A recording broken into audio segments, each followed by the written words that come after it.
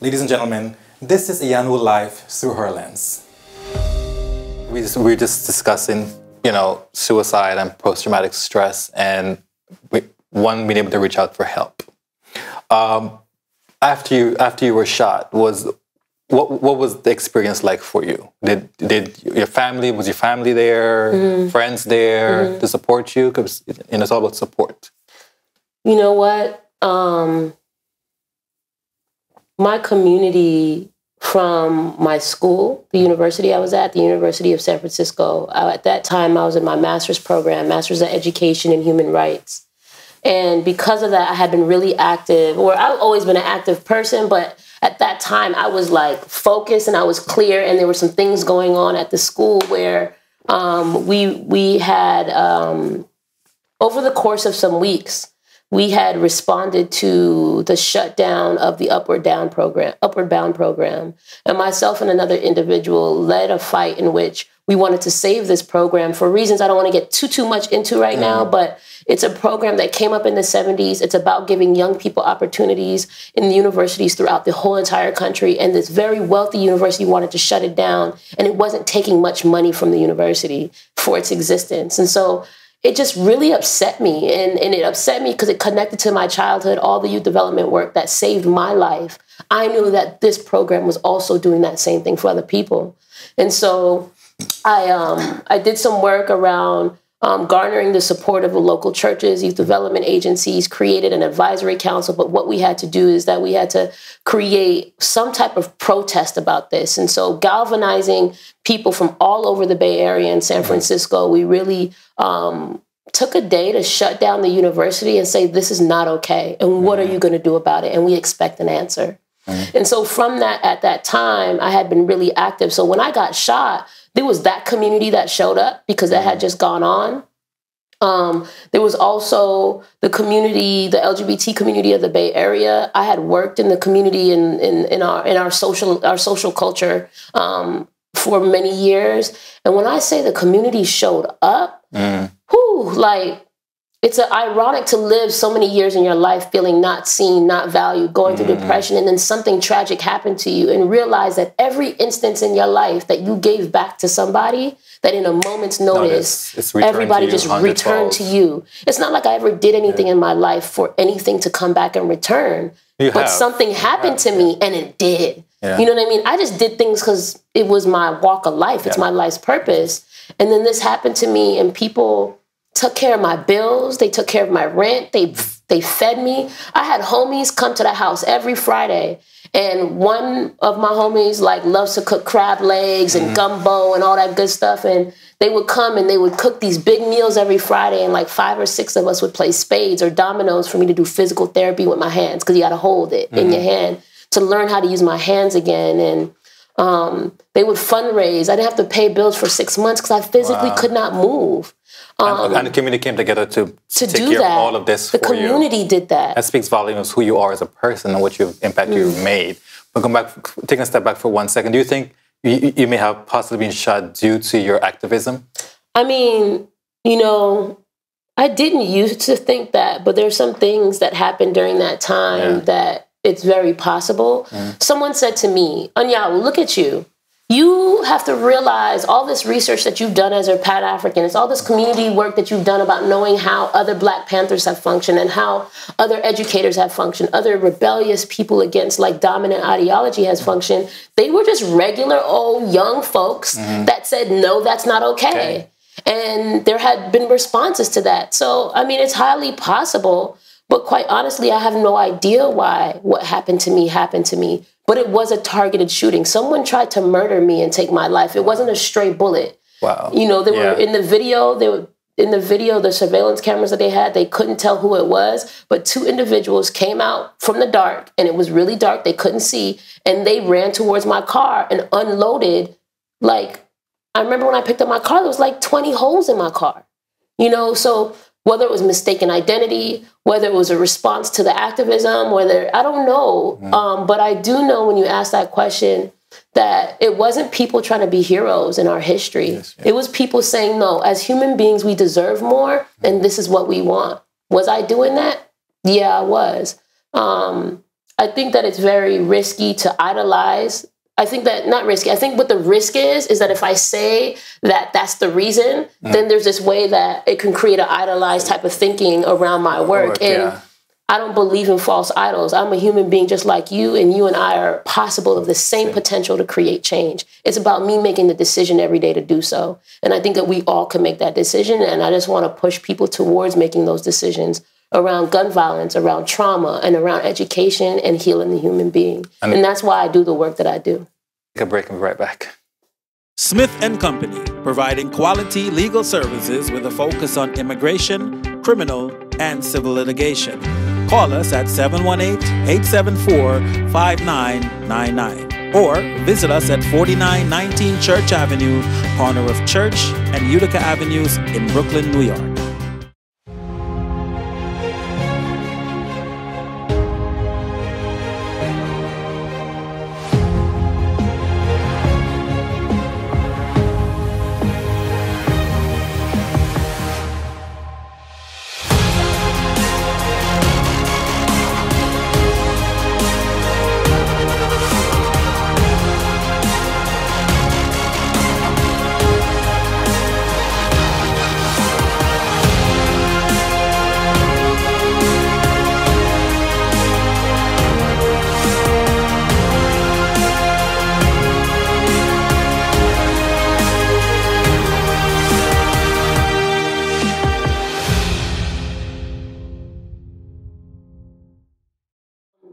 Yo, folks are out here suffering and like our systems are not taking care of people the way that they should. And so we have to take care of one another. And so the human root has been created to create spaces that we will hold professionally, emotionally, and socially so that people can find a way to reconnect, understand that I'm as human as you and that you're willing to be heard and I'm willing to be heard. And I can say, what do you need and how do you feel about it? And then the next question is, what are we going to do to meet that need? And that's the definition of equity and humanity, period. What am I going to do to facilitate change in the world? I want to mention a friend of mine said that every day that I wake up is a revolutionary act. And so every day you wake up, you can make a new decision. Forget what happened the day before. You can make a new decision every single day. Your name is very unique. Is there a history behind that? Yeah. That's not my birth name. You know, I come from a West Indian family, so I got a very British, European, Kimberly, and Victoria, Glanville, you know. But I was renamed Anyanwu after the shooting by a young person that is very dear to my heart. Wow. I considered her a little sister, and I saw her grow from the age of like 13 years old. She's probably about 26 now. And I just saw her, like I recognize young people based on my journey, and I'm like, oh no, you need to be seen or you're not going to feel like you're valuable in a way that you can be your fullest potential and you're dope and you're amazing and you need to make sure you know that. And so this young person, an amazing artist in the Bay Area, Sage, Sydney Kane, she is a phenomenal artist. And she used to tell me to read this book by Octavia Butler. And she was like, the woman in the book on Anyanwu, it's you. Her spirit is you. Wow. The way that she is you. And in this book, the character is a shapeshifter and she's a healer and she can self-heal. And so when I got shot, nobody could understand why I was healing the way that I was because there was so much discrimination and racism in the health industry that I was like, forget doctors, forget hospitals. And after about 14 days of being shot, I went on my own plan. Someone that owned the organization and founded the organization that I worked for many years paid for my acupuncture every week for an entire year. And I drank green juice 3 times a day and I made great meals every single day. And my community met up with me every weekend for me to leave the house and once I was able to start leaving the house to exercise with my friends every single weekend. And that was my health plan. And I remember the doctor, I gave her my graduation picture from grad school. And she's like, you've been going to classes? Well, after you were shot? Yeah. And I was like, yeah. She's like, when did you start going to classes? I was like a month after. She's like, so you're telling me you started to go back to school after this happened? 1 month after you were shot. It was like, say, I got shot in October classes. I take it back. 1 month after I got shot, I started getting back out into the world. The school year started in the new year. And when the school year started in the new year, I started up because, I got like 6 months left and I'm done. You know how hard grad school is? I actually didn't finish writing the thesis because of how the trauma was affecting me. And so I owe a lot of money, never got the degree, but I did all the coursework. I was actually a well-acclimated and well-acclaimed student. They were sending me to other universities, letting me teach classes, but I didn't get to finish because of the trauma. But what happened is that I was going to classes and this professor, this doctor was like, you've been going to classes, you're moving your body, you're healing. And I really have to give that one to my community. The LGBT community of the Bay Area and the education communities that I was connected to, the people that I was contributing to in their lives, they had my back. And then the youth agencies that I had been working for had my back. And my mom, I had a lot of hardship throughout my life. And I think as young people, we have some resentment and some pain for the things that we go through connected to our parents' decisions. We can touch on your family very briefly in a few minutes, but I want to go back to you not being able to finish your thesis because from what you told the producer, your thesis became the Human Roots. It did. I just this year opened up my computer for the very first time since the time of that shooting. And I looked at my thesis that I was working on, and every detail in my thesis is exactly what I'm doing in my life right now. It is the company that I run. It's exactly how I was taught. It was the name of my thesis was called Towards Freedom, and it was about cultural pedagogy and being responsive in classrooms with students. And I was telling the world through my thesis that we have to do education differently, and here's an example of some things we should do. And the human root is the embodiment of that. And so there was a time where I felt a lot of pain. High five to that. Congratulations. That's really awesome. That's really, so it feels good. It feels good to fulfill it. It feels amazing to be able to, fulfill that part of your life of accomplishing something so big. Yes, I still want that. I want the degree. I want the work, but I want that paper. But I'm living the work. You live in the work. That's a greater reward to have. To live the work, and that's awesome. You're a phenomenal woman, I must say. That feels kind of good, though. You know what I'm saying? You are. So I know you mentioned a part of this journey of being shot is your community come together for you. At not many points I hear you reference your family. Yeah. How present or how close connected are you to your family? Not so much for a lot of different reasons. During the time of that trauma, I talked to them a few times, but really and truly, it was the community that showed up for me in the ways that I needed and took the time to figure out what I needed, to ask me what I needed, to show up with what I needed. My family's actually here, either in Jamaica or here on the East Coast. And I had lived all the way in California. It's one of the reasons why I ended up back in Brooklyn is because I wanted to be closer to them. But at that time, it was the community that showed up for me. So are you close to your family today?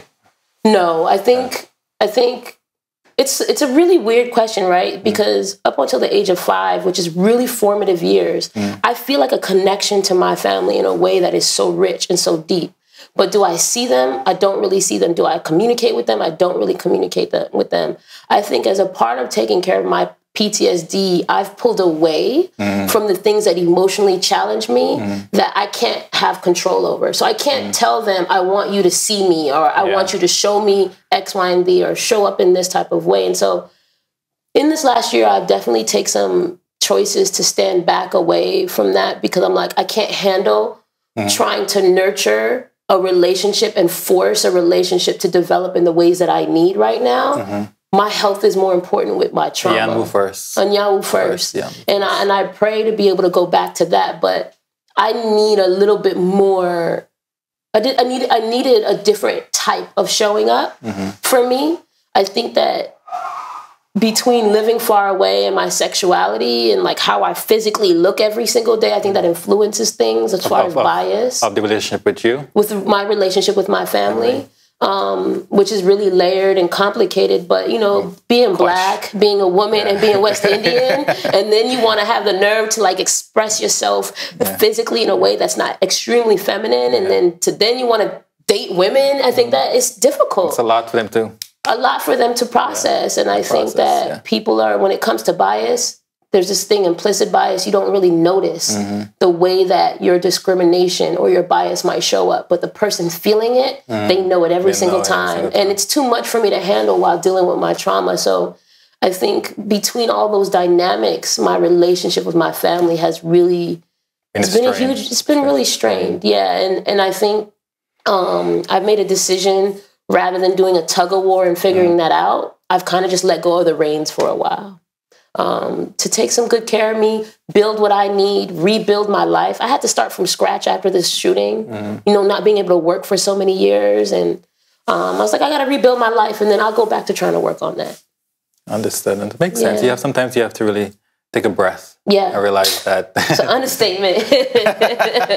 A whole breath. A whole breath. And just, so besides your family situation and realizing that in the moments of need, your family wasn't there, as you would probably have loved them to be actually. Is there any other moments that came out of the shooting experience that were eye-opener to you? Yeah. You know, about maybe 3 months after the shooting, or maybe 4 months after the shooting, I had to go and get my vehicle for the insurance company. And a police officer sat beside me, and he got teary-eyed, and he said, "I'm so sorry." And I was like, you know, what's going on here? He said, I apologize. I'm so sorry. He said, we've investigated you this whole time, and we haven't even spent the time to really find out who shot you. What? He said, you know, I feel like I've been jaded by my career, and at this time, I have to honestly say we spent more time thinking that you were a criminal. Now, come to find out, they had been looking for me to be a drug dealer, a gang member, and an arms dealer. If you read newspaper articles at that time, if you look more into the things that were on the news, that's how they reported me. They reported me as a criminal before I even got warm into the hospital bed on the morning news. And so even going to the doctors, they see GSW on my file, the way the doctors treated me, horrible. And that's the reason why I was like, I don't have time to deal with any of these institutions. I'm going to go the indigenous way. I'm going to practice indigenous medicine to take care of me, because I'm getting re-traumatized by trying to get my healing. And so my question to myself is, how can somebody that is in community doing everything possible to show up for others without even making a decision out of ego to do so, be treated so badly?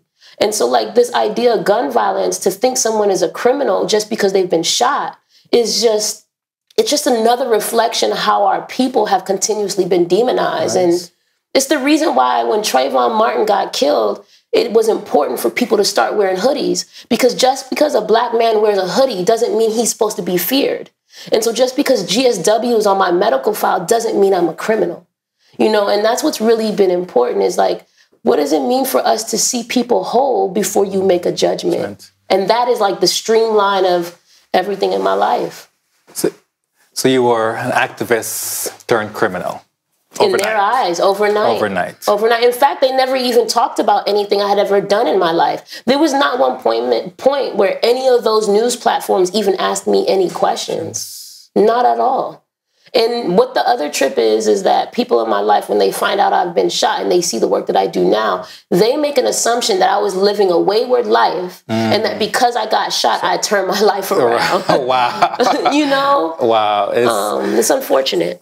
It's very unfortunate, because that's how we as a culture has been portrayed. You're first a criminal before you've been proven to be a criminal. Yes, correct. So you're automatically just guilty. Yes. And before you know, so... And that's how the law works that way. Although I think the law states differently, you are first innocent and proven guilty. You know, I think automatically by just being Black, you're automatically guilty. Yeah, and the expectation of the strength that we have to be able to move through these things are just astronomical. Like, we're expected to be stronger than the average human being. You know, back in the day, they used to call that the black tax. You got to work harder than everybody else to be able to successfully move through this world. Right. I want to say that with my relationship with my mother, like I said earlier, we have feelings about our family members or people in our lives that have the responsibility to take care of us, but they don't show up with it the way that we feel like they should, or ways it should be parents, right? But regardless of everything that my mother and I have been through throughout my journey, when I got shot, that was the person that, regardless of how many times I had to grow up too early or I had to do things that were unfair, that meant that I had to not have my trauma taken care of, that was the woman that every single morning that I woke up and before I went to bed, she had to dress my wounds. She had to clean out the bullet holes and restuff them and sanitize them and then put bandage back on them for 3 months straight, you know? And what does it mean for a parent to have to do something that with her child? Yeah. And that is the day that, regardless of anything I've ever been through in my life, I got to experience my mom being my mom. You know, and so through trauma, we also experience healing. And I was able to heal at least a little small part of that relationship because my mom had to take care. She had to wash me. She had to brush my teeth. You know what I mean? She had to really care for me in a way that was transformative at that time. Yeah. Great. That's really great to hear. Thank you very much. You're welcome. Appreciate it. We'll be right back. Mac Shack, New York. Dedicated to providing a unique dining experience by offering classic, seasonal, and modern creative macaroni and cheese flavors. Find their locations at macshacknewyork.com. That's MACSHACKNY.com. Brooklyn Commons has been tremendous for my business. It allowed me to be able to have a space for me to be able to do my creative work. We've got architects here, we've got notaries, tax people. If you need an answer to a question, you really don't have to leave Brooklyn Commons. It's really nice to come and be part of a community and make friends, even though I don't share space with my coworkers. We loved how open it was. My team was really receptive to the colors and how bright it is. Also space all over tables, chairs, couches, and things of that sort. So if someone does want to work more reclined, or someone wants to work outside, or someone wants to work at a larger table, we have the space to do that really easily without having to leave the building at all. I use Brooklyn Commons because it is a wonderful creative environment. We love working here. I've got a small, tight-knit team of 10 people. What we love most about it is that everything is provided, from the coffee in the morning to the photocopy services. It's perfect for a small organization. Easy to Eat, an e-commerce solution specializing in digital marketing for the restaurant industry, offering a full suite of restaurant technology products, which range from online ordering, POS systems, web design, digital marketing, and social media campaigns. I remember we discussed this prior at some point where you may walk the street and someone may shout out of derogatory terms to you, just because of the way you dress and the way you carry yourself as a woman in our society. It may not be in a way that is typical of what society may assume a woman should carry herself. And being someone of LGBT community and walking the street and someone shouting out something as vulgar as "I will cut your private parts off." Damn, you remember that? Oh snap! I remember that. Yeah. How is it living in a world like that for you? How is that experiences like? Ooh, you got me with that. I think that what I'm learning as I get older is that I've lived most of my life not feeling safe in my world. And I've had to figure out how to manage that. I didn't actually figure out how to get safe. I figured how to manage feeling unsafe. And that's two different things. And that's everything from being with something as intimate as family. Do I feel safe enough to be my full self without seeing looks of judgment or commentaries that says that I'm not enough of a woman, versus my safety around men walking down the street? I think I've learned how to disarm people. I use my charisma, my charm, through the love of my heart and my love for human beings, to disarm people, to give me a higher level of safety. So if I'm walking down the street, I authentically, actually, truly, deeply love human beings in a way that's crazy. Sometimes I'm even questioning it. Despite the imperfection. Despite all the stuff. I think that's what being human is about, and loving people. Yeah, it is. It's what love is about. And for men, it transcends. I think also I understand the world that I live in. So those people that do those things to me, I know how they got there just by way of the framework of our society. It makes complete sense.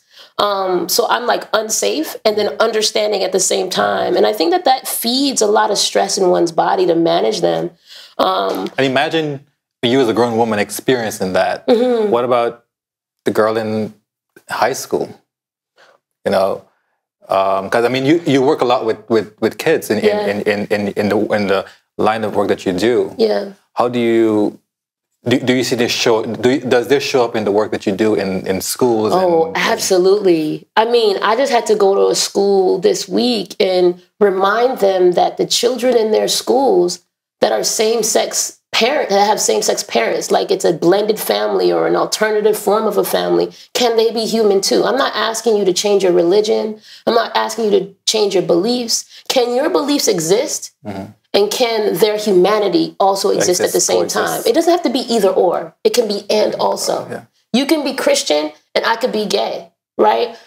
Pentecostal church I grew up in. I went to church 4 or 5 times a week at minimum. And that gave me my relationship with God. That gave me my relationship with my spirituality. Can that exist and can I still be human? So some of the things I would experience is I walk to a student and I might reach out to touch them and they might like flinch back. Really? Yeah, that used to happen to me more in the past. I think some of my own insecurities allowed that space for it to exist. But that used to happen to me a lot in the past in like Latino communities that have like the machismo culture, which is all a part of our page. Like I said, I understand why we exist the way we do, but does it feel good? No. Does it have an effect on my being? Yes.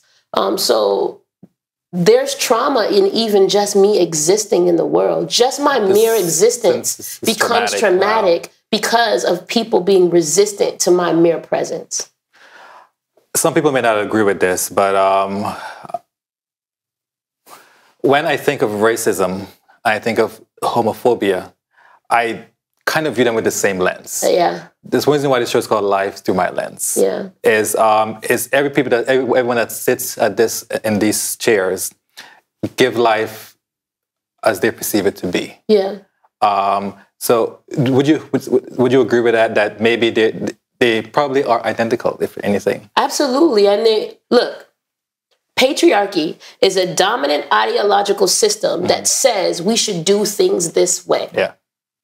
When it comes to gender and sex and all these types of things, that is a system that says we should do things this way. And the reason why I think racism or I agree with you that racism and homophobia is much of the same is because just because I don't do it your way, there is a belief system that I should be treated differently. And you're not concerned about how that lands on me or how that affects my life. And that's where the humanity is missing. Just because my skin is not as dark, I'm not entitled to be equal. Or just because I won't rock out on some stilettos. Yeah, I like Tim's. Okay, that does not change the fact that I can love you and you could love me back just because of the clothes that I put on. You know, I remember a family member of mine telling me, well, it's just so disappointing that you want to be a man. And I'm like, yo, I don't want to be a man. I love being a woman. You know, I love all of this going on. But that's not to even say someone that is intersex or someone that's transgender or transsexual doesn't mean that just because. So me saying I'm a woman that looks this way is to not say that someone that wants to look different or be different in their body is problematic. The bottom line is, can I be different from you and not be okay?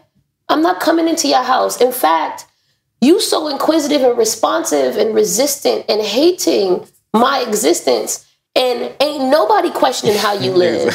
Nobody asking who you sleep with at night. Nobody asking who you build a home with at night. But for some reason, because I rock my swag nice and sexy the way I do and not the way that most feminine women do, there's a problem here, which means you're questioning how I do my life, how I live, how I love. And for some reason, your version of that is not in this conversation at all. And that's where discrimination comes in, that I become objectified in a way that makes me different from simply being human.